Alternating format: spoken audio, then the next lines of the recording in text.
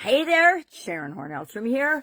Welcome to day 63 of our Supersize You Annual Challenge. Today we are talking about, and all this month, financial health and well-being.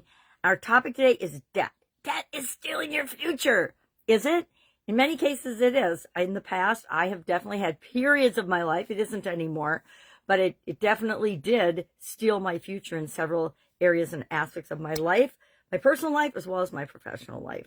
So that's why we're going to talk about it today. Now, I'm of the mind that debt is not in and of itself bad or good, just like anything else. It's how we use it, and if we're using it to our advantage to buy assets or to buy things that and invest in ourselves. I think training and coaching is a great investment. Why? Well, I'm a coach and trainer, but also because I know that if we can level up our skills in any area and save ourselves time and money and effort and mistakes, it's worth the investment. And the best investment, I will say till the end of time, the best investment we ever make is in ourselves. Why? Because we are our own greatest resource. And sometimes we will incur debt in order to do that. Now, I, a long time ago, decided that I was not going to incur debt in terms of investing in myself. I was going to find a way to pay for those investments prior to actually investing. Just me.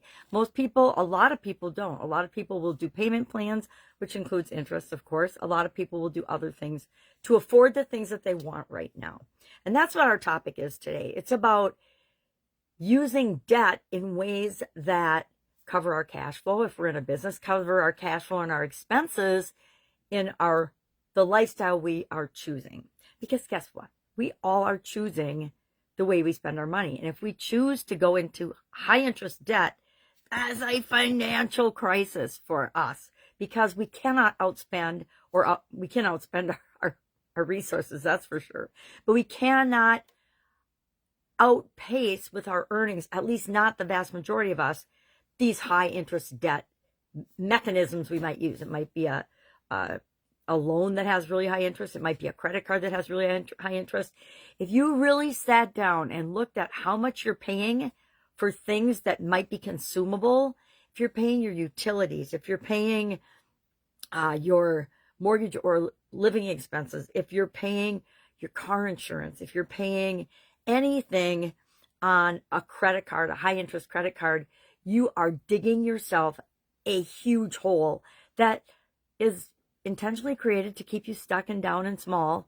Going to talk about that another day, but that it is nearly impossible for the majority of people to dig themselves out of. It's why I think we have a debt crisis of the wrong kind in the world right now. But that's, again, a topic for another day. What you're most worried about is what is your personal situation. So today, ask yourself, take a look at it, and sometimes that's really hard to do because we know we're doing something that's not in our best interest. But as soon as we look at it and shine a light on it, we'll start making different choices and decisions that will help improve the situation. So as far as personal debt goes, I think my philosophy, and I'll just share my philosophy, and I think it's been a good one, it's served me well, is if it isn't something essential for my life, I mean essential, like I got to eat today, and if I don't put it on my credit card, I'm not going to eat. That would be essential. And it doesn't mean going out to a 5-star restaurant and eating. It means I got to have some nourishing food to sustain my life and body. And the only option you have is put it on a credit card. Yeah, sure. But that's my definition and line in the sand of when I would use my credit card for things like that. Now, I do use my credit card for monthly expenses with respect to my life and my business, and because it's a good way to track them.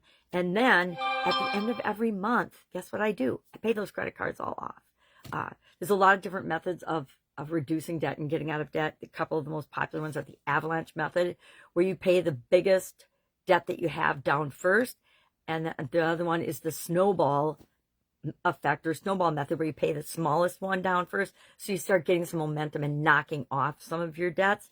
Whatever you choose, it doesn't matter. Just start reducing the debt that is not buying assets for your life. I am a huge believer that you should go in debt for your mortgage, and you should have, I think everybody should have their own home. You should go in debt for that. That's good debt, because you're actually, even though your personal home isn't generating income, it is still an asset that generally appreciates in value over time. Again, not a financial advisor, not a financial expert, just sharing with you my experience. Some of the biggest chunks of money I have personally made in my lifetime have come from real estate investing and investing in actual physical things that appreciate in value. But what we want to do is pick one of those methods. Well, first off, here's what we're going to do. Stop, back up the truck. We are going to look at our debt and look at how much debt we have, and then look at what have we used that debt on. And I want you to divide into a good pile and a bad pile. Bad pile is you've used it for short-term lifestyle needs, wants, and desires that you may or may not be able to afford. If you got a bunch of debt, it's a good indicator to you, it's a results-based thing, that you can't afford it. And so you need to make other changes in your life or lifestyle in order to be in a position to afford it. So many people forget that you can spend whatever you want if you make a ton of money, if you make more than you spend. And it is always our rule to make more than we spend. And then look at what we're spending things on. If we are spending things and investing in ourselves and in assets, go for it, because those things will give you 10 times the amount you invest in them back in return, and can cover the amount of debt and interest. I still don't like high interest loans. One of the things I dislike the most about the real estate industry was hard money lending. It just hits me and strikes me the wrong way. It feels like, legalized extortion, and I just don't like it. And so I don't participate in those things.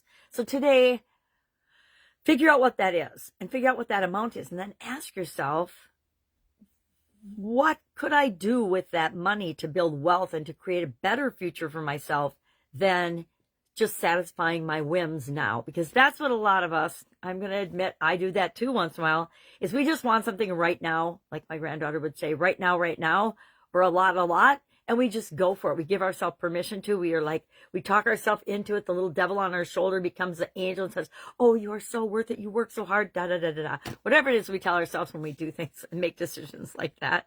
Can you tell I do that too? We all do. We're human, right? But we want to make sure that we are making choices and decisions that are in our best interests and in our long-term future. It's like why we don't do irreparable things and damage to our bodies, because we need them. We need them forever. And we want to save that available debt for when we actually do need it. For if we had an emergency that we don't have we talked about emergency funds yesterday, that we haven't yet done that. All right. So ask yourself, what would you do with that money? Or I'm going to say not would you, what will you do with that difference between the good debt and the bad debt and the overall debt number? What will you do with those funds when you get all of the bad debt paid off? And maybe it's just a lot of flipping from, and I know a lot of people that use this strategy, they'll find 0 interest credit cards and they'll take those out and then they'll flip their debt onto theirs so that they can pay it off at 0 interest.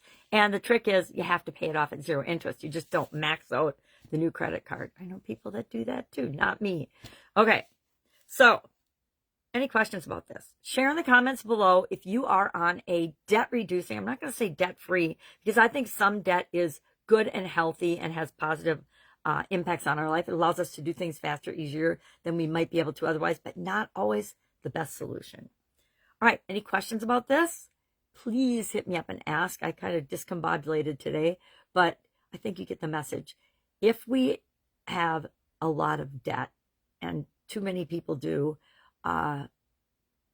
we need to do something about it.